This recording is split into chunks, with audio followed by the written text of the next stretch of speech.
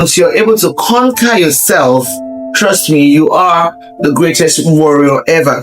And that's a line from a Chinese philosopher called Confucius. He says, once you are able to conquer yourself, fantastic, then you are the greatest warrior ever. And that's because dealing with self is pretty much difficult. Welcome to this week's episode of Map It. This is Make It Plain with Tracy, and today we shall be talking about self-control.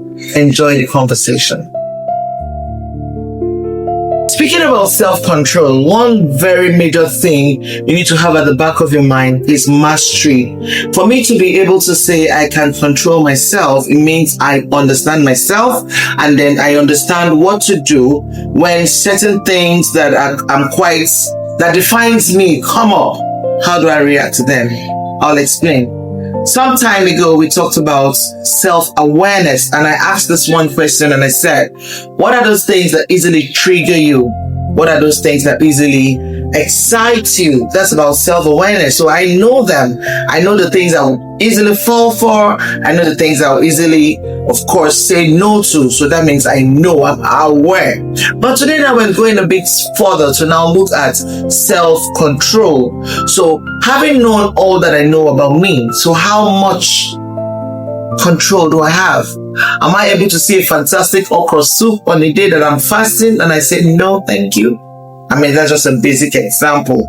Yeah, but so self-control is important. If you're able to rule yourself, in other words, to control yourself, then trust me, you can rule anything else. And then bringing this back to our goals, bringing it back to our visions, bringing it back to our desires to be the better versions of us. It means that once I'm able to control my day-to-day, okay, then of course, I'm able to control the effort I put in towards achieving my goals, achieving my dreams. I'm able to control the time I need to brainstorm, the time I need to think, the time I need to jump out of bed and act.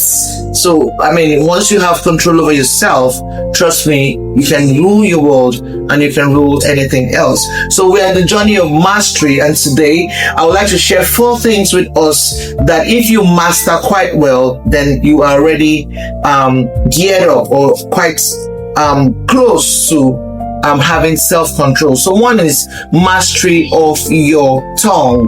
How you talk, what you say, when you say them, and of course having the knowledge of what you say may impact your relationships or other people's reactions. Mastery of the tongue is very, very important. Okay, even in the Bible, somewhere in James chapter 1, talks about bridling the tongue. That the tongue is like the very smallest element of the entire body, but it's so powerful. And I know you know what I'm talking about. There have been relationships that are scattered because of the tongue. What we said, when we said them, how we said them. So self-control will make you take a step back and ask yourself, is it the right time for me to speak?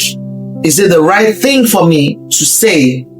How am I putting this across? So self-control really will make you aware that, okay, this person said that to me, this person said this to me or did this or that to me, but hey, how do I react? What do I say in my reaction? If you can grab this, learn this today, trust me, it's going to be very transformational. So mastery of your tongue, it's really very important. Secondly, I would like to talk about mastery of your impulses. Talking about self-control, and so mastery of your impulses. Oh, I know myself. I love to shop, for example, right? So you get into the mall and this is Primark, that's Louis shop, this is... So do you have a list? I mean, recently I just started learning to always have a list so that when I get into that space, I'm quite certain that the reason I'm here today is because I want to get ABC. Okay, and I've told people around me to always have a list. Why are we going there? So typically, yes, I'm one person who I kind of move by impulse sometimes. So, but again, it's all on my mind. I would like to get a bag, but today wasn't the day for the bag. I came to quickly jump in and get some stationery maybe to help me tidy up some documentation, and then that's the day I now find that kind of bag I've been looking for. So you just drift, see it that way.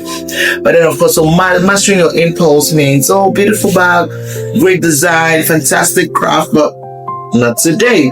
okay, and you're not moved by that. I have friends who every now and then they're calling you, Tracy, oh, guess what? I got some things that just came in from the US and all that. Oh, nice, okay. So do you understand? I need to be able to tell myself, not today. Okay, I shopped last month. So those impulses. Some people are cake lovers. Oh, they love to just cake. Whenever they see cake, they're shaking. Sometimes they won't call you. Are you bringing cake today? Where can I? So, but sometimes you don't need it. So for the seasons you don't need it, are you able to say no?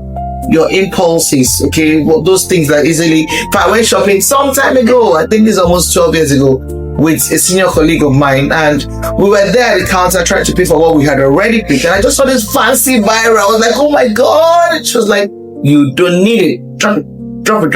And we laughed about it. But so impulses, you really just need to be able to have that under control. Okay. Thirdly, I'm going to talk about mastering your emotions. Okay. All right. So there are times you really need to wake up and jump up and get into your day, but then maybe you're so upset from last night. You had a conversation with someone and you didn't quite sleep well, and because you didn't sleep well, you woke up on the other side of the bed. Some people call it the wrong side of the bed. I don't have that side on my bed, but again, so not because of those emotions you feel, you now begin to let it impact your schedule, let it impact your routine, let it impact the way you relate with people along the way, just because some things didn't go down. So knowing that, okay, seasons come and seasons go, emotions, of course, the rise, the fall, and all that, it's important to know, of course, that if you don't feel so good, you can just let one or two persons around you, if someone is trying to engage you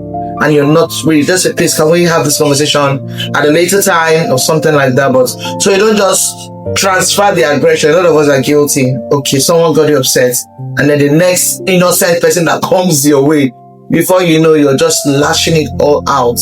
Yeah, so we're humans, we all say, but it's important to just note that some part of self-control, of course, means mastering your emotions. And then, of course, talking about delayed gratifications.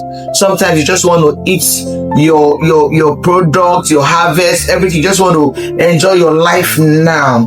What about the 20% you're supposed to keep for your savings that will help you push for further investment? Someone was preaching, was it on Sunday, and they said, when you eat your seed, a tree, of course, brings fruits, and when you open the fruits, you want to enjoy the fruits. Remember, there's always a seed in it. So learn to save your seed for, future, multiplication, productivity, and the rest of it. So master your emotions and learn when to apply delayed gratification. So we've talked about self-control today, and this is one of the pillars towards your journey to self-mastery. Self-awareness is one, self-control is another. Watch out for the third in the next episode. Until next week, I remain your favorite host, Tracy.